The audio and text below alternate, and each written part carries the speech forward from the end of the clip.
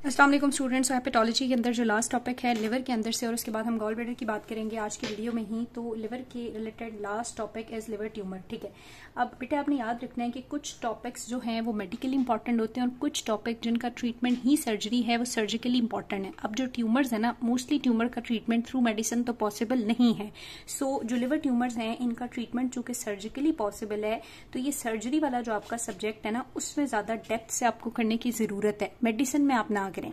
या फिर आप ये भी कर सकते हैं कि जब भी आपने मेडिसिन और सर्जरी करनी है तो उसके लिए बेस्ट ऑप्शन ये है कि आप यहां से भी जीआईटी करें और यहां से भी जीआईटी करें। ठीक है, दोनों के अंदर एक कोई भी टॉपिक है, फॉर एग्जांपल अगर गर्ड है तो उसकी सारी डेफिनेशन पढ़ें, रिस्क फैक्टर पढ़ें, इन्वेस्टिगेशंस पढ़ें, एंड देन दोनों के नोट्स बना लें कि ये इसका मेडिकल ट्रीटमेंट है और ये सर्जिकल ट्रीटमेंट है। फिर डिपेंड्स कि वो आपके कौन से एग्जाम में आ रहा है क्वेश्चन, फिर उस मुताबिक आप इसको सॉल्व कर लें। तो यूं आपका ये ज्यादा अच्छा प्रिपेयर होता है बजाय इसके कि अलग अलग दोनों जगह पे पढ़ा जाए, या फिर एक जगह पे आप अच्छे से पढ़ लें तो दूसरी जगह आपको पढ़ने की जरूरत नहीं रहती। बहरहाल यहाँ पे बात करेंगे लिवर ट्यूमर्स की, बहुत ब्रीफली बात करेंगे क्योंकि इसको बहुत डिटेल में हमने पढ़ा हुआ है सर्जरी में, वहां से आपने इसको जरूर कवर करना है। सो लिवर ट्यूमर के बारे में वो कहता है कि जैसे तमाम ट्यूमर्स की हम क्लासिफिकेशन करते हैं कि ट्यूमर जो हैं वो बिनाइन और मैलिग्नेंट हो सकते हैं। सो यहाँ पे भी हमने यही बात करनी है। सो बिनाइन ट्यूमर्स के अंदर मोस्टली जो ज्यादा कॉमन है वो कैवर्नस हेमेंजियोमा होता है और लाइव सेल एडिनोमा है। ठीक है, सो नंबर 1 हमारे पास क्या हो सकता है, कैवर्नस हेमेंजियोमा। जो कैवर्नस हेमेंजियोमा है इसके बारे में आपने एमसीक्यू याद रखना है कि most common benign tumour liver का कौन सा होता है, कैवर्नस हेमेंजियोमा ही होता है।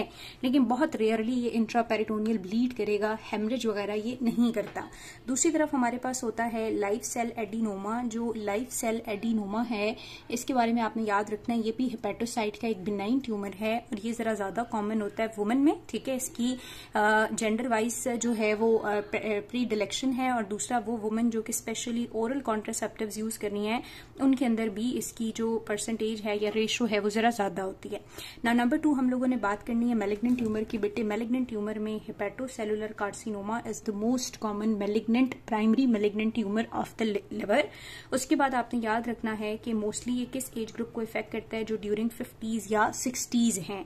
और अगर हम जेंडर वाइज बात करेंगे तो मेल्स को ये ज्यादा इफेक्ट करता है एज कम्पेयर टू फीमेल्स। ठीक है, अब अगर मैं यही इसके रिस्क फैक्टर्स आपसे पूछूं या इसके कॉजेज पूछूं तो हमने बात की थी कि हेप बी है, हेप सी है, उनमें चांस होता है कि वो हेपेटोसेलुलर कार्सिनोमा में कन्वर्ट हो सकते हैं। ठीक है, सो आपने याद रखना है क्रॉनिक हेपेटाइटिस बी वायरस है या हेपेटाइटिस सी वायरस है तो वो प्राइमरी मैलिग्नेंट हेपेटोसेलुलर कार्सिनोमा में कन्वर्ट हो सकते हैं ड्यू टू एनी रीजन। अगर लिवर में सिरोसिस है तो 10% चांस होता है कि सिरोटिक लिवर में हेपेटोसेलुलर कार्सिनोमा हो जाए। इसके अलावा अल्फा टॉक्सिन्स जो हैं एस्परजिलस फ्लेवस, उसकी इंजेक्शन से ऐसा हो सकता है। हेरिडिटरी हीमोक्रोमेटोसिस जिसमें बॉडी में आयरन ओवरलोड होता है, उसके अंदर भी चांसेस होते हैं हेपेटोसेलुलर कार्सिनोमा में कन्वर्जन के। ठीक है, इसी तरह जो दूसरा कंजेनाइटल डिजीज था विल्सन्स था या अल्फा 1 एंटीट्रिप्सिन डेफिशिएंसी थी, ये तीनों जो कंजेनाइटल लिवर डिजीजेस थे इनमें चांस होता है कि ये आगे हेपेटोसेलुलर कार्सिनोमा में कन्वर्ट हो सकते हैं। ठीक है,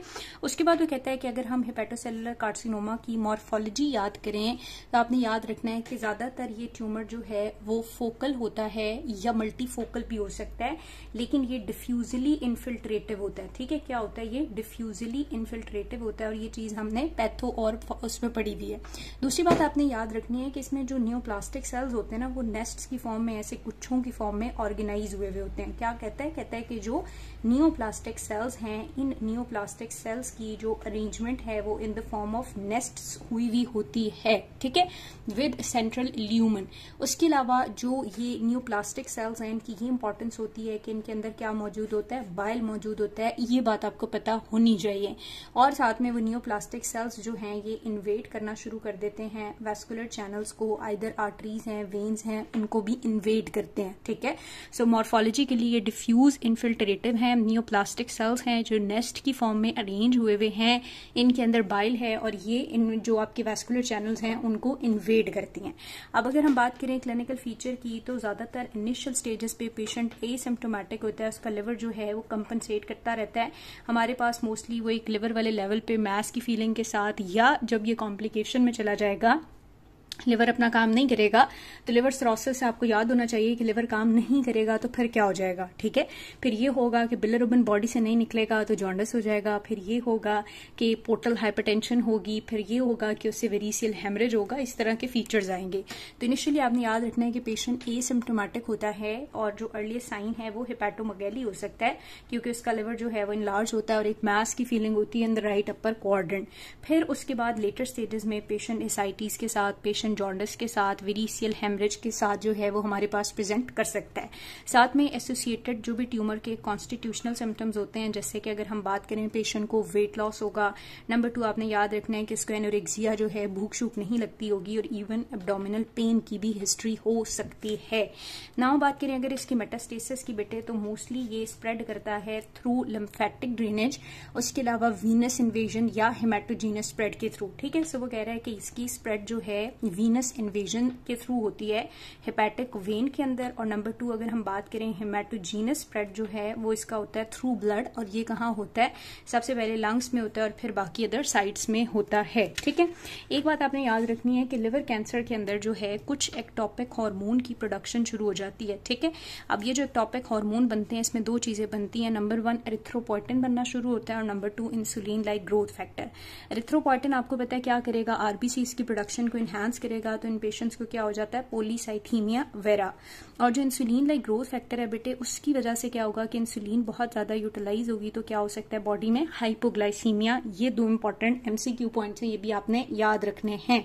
अब लिवर कैंसर के पेशेंट की इन्वेस्टिगेशन वही बात है कि सर्जरी के अंदर इसको जरा बहुत डिटेल में हमने किया हुआ है। यहाँ बहुत ही ब्रॉडली बात कर रहे हैं कि नंबर 1 ये कि आपको पता है लिवर ट्यूमर मार्कर होता है अल्फा फीटोप्रोटीन, और 60% केसेस में अल्फा फीटोप्रोटीन जो है वो रेज्ड आएगा। नंबर 2 हम लोग इसके एलएफटीज वगैरह कर लेंगे। इसके बाद जो एएलपी होता है और जीजीटी होता है ना, वो हमें रेज मिलेगा। नंबर 3 हम लोग अल्ट्रासाउंड करते हैं, सीटी करते हैं, फिर एमआरआई करते हैं। अल्ट्रासाउंड करते हैं, उसके ऊपर ट्यूमर मिले तो सीटी और एमआरआई से फर्दर उसका एक्सटेंट और इन्वेजन देखते हैं। एंड एट लास्ट हम क्या कर सकते हैं, लिवर बायोप्सी कर सकते हैं। क्या कर सकते हैं जी, लिवर बायोप्सी। फाइनल थिंग इसका ट्रीटमेंट बेटे, अगर तो अभी वो नॉन सिरोटिक है, ठीक है, यानी इतना सा ये वाला एरिया है और वेज मतलब एक कोने में अगर ट्यूमर है और अभी सिरोसिस डेवलप नहीं हुई, लिवर डीकम्पनसेशन में नहीं गया, नॉन सिरोटिक है, तो फिर उसकी वेज रिजेक्शन जो है वो पॉसिबल होती है। लेकिन अगर सिरोसिस स्टार्ट हो गई है तो फिर liver transplant is the only palliative treatment. लेकिन आपने याद रखना है कि अगर उसकी जो ग्रेडिंग हम करते हैं सर्जरी में, अगर वो T4 है या N1 है, M1 है, तो फिर लिवर ट्रांसप्लांट से भी कोई फायदा नहीं होता क्योंकि ट्यूमर पूरी बॉडी में फैल चुका है, ठीक है। उसके अलावा कुछ ऑप्शंस परक्यूटेनियस एब्लेशन भी हो सकती है, हेपेटिक आर्टरी एम्बोलाइजेशन भी, लेकिन वो रेयरली यूज होती हैं, ओके। उसके बाद आपने याद रखना है कि लिवर के अंदर फर्दर जो है वो कुछ मेटास्टैटिक ट्यूमर्स भी हैं जो सेकेंडरी होते हैं, यानी लिवर के अंदर जो हैं वो स्प्रेड होके आते हैं। सो हमने कहा कि बिनाइन होते हैं, मैलिग्नेंट होते हैं, और मैलिग्नेंट के अलावा सेकेंडरी ट्यूमर्स भी तो होते हैं ना। सो लिवर जो है वो मोस्ट कॉमन साइट होती है फॉर मेटास्टैटिक ट्यूमर। जैसे लंग ट्यूमर जो है वो आता है फॉरन, सबसे पहले ट्यूमर्स जो हैं वो लिवर में आते हैं, फिर लंग्स में आते हैं, उसके अलावा ब्रेस्ट, कोलोन, एंड देन इस तरह के ट्यूमर जो हैं वो स्प्रेड कर जाते हैं। So this is all about. अच्छा, तो ये बेटे बात हो गई ट्यूमर्स की और ये बहुत ही आसान सी बात थी। अब यहीं पे हम लोग एक लास्ट टॉपिक है हमारे पास, गॉल ब्लैडर। सो गॉल ब्लैडर को भी हम यहीं डिस्कस कर लेते हैं। वैसे भी आपको बताया कि गॉल ब्लैडर सर्जिकली बहुत इंपॉर्टेंट और बहुत फेवरेट होता है हमारे टीचर्स का, क्योंकि कॉलीसिस्टेक्टमी जो बड़ी कॉमनली परफॉर्म हो रही होती है तो फिर वो सस्पेक्ट करते हैं कि हमें गॉल स्टोन है, कॉलीसिस्टेक्टमी, उसके स्टेप्स हैं, उसकी कॉम्प्लिकेशंस हैं। गॉल ब्लैडर का कैंसर इज रेयर, लेकिन क्लिनिकली प्रेजेंटेशन की कम है, लेकिन गॉल ब्लैडर की डिजीज, स्टोन्स और कॉलीसिस्टेक्टमी आपको आनी चाहिए। सो इसमें 3 चीजें हैं। सबसे पहली चीज जो है वो होती है हमारे पास कोलीलिथिएसिस, ठीक है।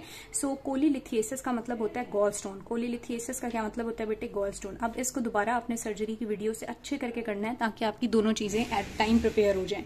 सो वो कह रहा है कि कोलीलिथिएसिस का मतलब होता है गॉल स्टोन, ठीक है। और ये मोस्ट कॉमन डिसऑर्डर है जो कि हमारा जो बिलियरी सिस्टम है ना, जैसे मैंने आपको बताया हुआ है कि हमारे पास ये लिवर है, यहाँ से बहुत सारी जो है वो इंट्रा हेपेटिक डक्ट्स आ रही होती हैं और ये बाहर आके एक्स्ट्रा हेपेटिक, एंड देन एक कॉमन हेपेटिक डक्ट बनती है और फिर इधर से सिस्टिक डक्ट इसके अंदर आके मिलती है, तो ये आगे जाके बाइल डक्ट बनती है, ठीक है। अच्छा, वो कह रहा है कि जो बिलियरी सिस्टम है ना, इसका अगर हम कहें मोस्ट कॉमन डिसऑर्डर तो वो गॉल स्टोन्स होते हैं, जो यहाँ होते हैं, अक्सर यहाँ होते हैं, फिर इधर जाके इसको ब्लॉक करते हैं, बहुत सारे मसले कर सकते हैं, ठीक है। उसके बाद वो कहते हैं कि बाइल बाइल जो है ज़ाहिर बाइल फ्लो, फिर अगर जहाँ पे भी गॉल स्टोन होगा उसकी वजह से बाइल फ्लो ऑब्स्ट्रक्ट होगा, बाइल के अंदर बाइल सॉल्ट्स हैं, फॉस्फोलिपिड्स हैं, कोलेस्ट्रोल्स हैं। अब ये जो गॉल स्टोन्स हैं ये क्यों बनते हैं, मतलब गॉल स्टोन्स तब बनते हैं जब एक तो बॉडी के अंदर कोलेस्ट्रोल जो है उसकी कंसंट्रेशन ज़्यादा हो, ठीक है। उसके बाद वो कहता है कि अगर गॉल ब्लैडर की हाइपोमोबिलिटी हो, उसने इतना ज़्यादा मूव ना कर रहा हो, या इवन बॉडी के अंदर अगर हिमोलिसिस ज़्यादा हो ना तो भी चांस बढ़ जाता है गॉल स्टोन्स का, और इवन प्रेगनेंसी में भी ज़्यादा होता है। अब इसके जो रिस्क फैक्टर हैं उनको 4F से हम याद रखते हैं। हम कहते हैं कि वो फीमेल्स में ज़्यादा कॉमन है, फिर 40+ वाली फीमेल्स के अंदर ये ज़्यादा कॉमन होता है, फिर फैटी जो ओबीज हैं जिनमें कोलेस्ट्रोल ज़्यादा है, और फिर फर्टाइल जो प्रेग्नेंट होती हैं उनमें गॉल स्टोन का चांस बहुत ज़्यादा होता है, या जिसने बहुत रैपिडली वेट रिडक्शन की है, या इसके अलावा जो ओरल कॉन्ट्रासेप्टिव लेती है उसमें भी रिस्क ज़्यादा होता है for the formation of gall stones, ठीक है। उसके बाद बेटे नंबर 2 यहाँ पे इसकी आ जाती हैं टाइप्स में हम लोग ये कहते हैं कि ये डिफरेंट तरह के हो सकते हैं। मोस्टली हम कहते हैं कोलेस्ट्रोल स्टोन्स होते हैं, या फिर हम लोग कहते हैं कि हमारे पास पिगमेंटेड स्टोन्स होते हैं, ठीक है, या फिर नंबर 3 हम ये कहते हैं कि मिक्स्ड स्टोन्स होते हैं। कोलेस्ट्रोल स्टोन्स वही स्टोन्स हैं जो ज़्यादातर कॉमन है वेस्ट में एज कम्पेयर टू एशिया, और इनके अंदर मोस्टली जो है वो कोलेस्ट्रोल की जो कंसंट्रेशन है वो काफ़ी ज़्यादा होती है, ठीक है।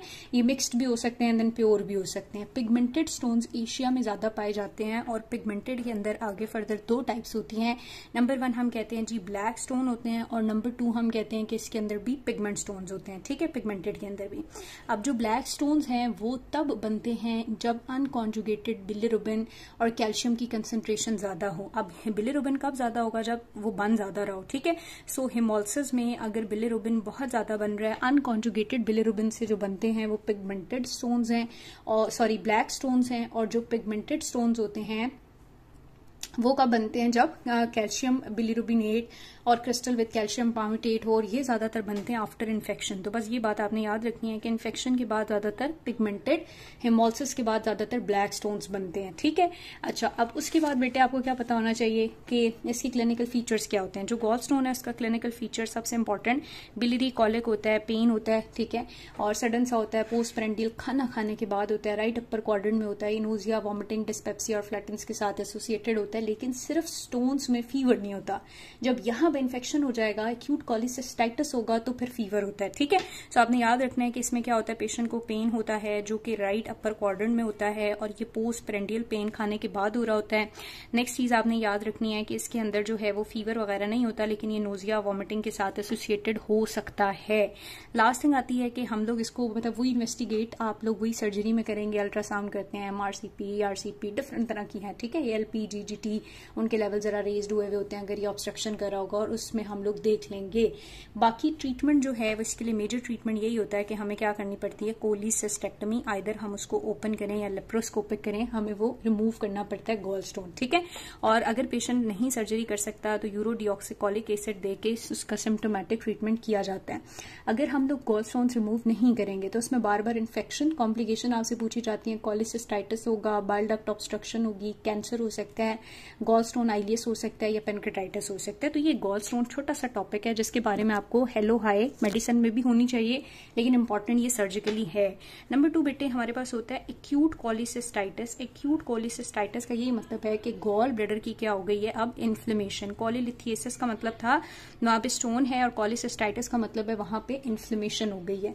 अब ये इन्फ्लेमेशन जो है वो कैलकुलस भी हो सकती है, यानी स्टोन की वजह से भी हो सकती है, और ए कैलकुलस विदाउट स्टोन भी हो सकती है, ठीक है, ट्रोमा के बाद, मल्टी ऑर्गन फेलियर में, पोस्टमार्टम, पोस्ट ऑपरेटिव स्टेज में। यहाँ पेशेंट को फीवर होता है, नोजिया है, वॉमिटिंग है, खाना खाने के बाद पेन जो है वो ज्यादातर एपिगेस्ट्रिक रीजन में होता है पहले शुरू, फिर वो राइट अपर क्वाड्रेंट में जाता है, और इवन राइट स्कैपुला तक जाता है।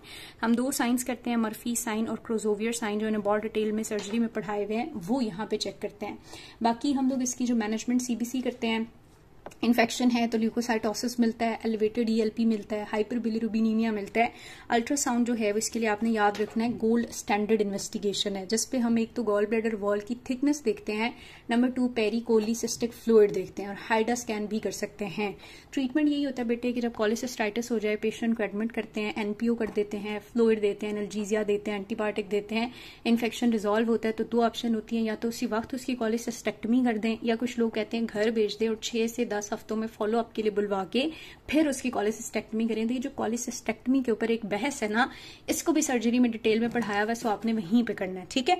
और लास्टली यहाँ पे गॉल ब्लैडर कार्सिनोमा की बात हुई है कि गॉल ब्लैडर में अगर ट्यूमर होगा तो कौन सा ट्यूमर जो है वो मोस्ट कॉमन एमसीक्यू आपसे पूछा जाता है, तो दैट इज एडिनोकार्सिनोमा। साइट पूछी जाती है तो वो गॉल ब्लैडर का फंडस और नेक है, ठीक है।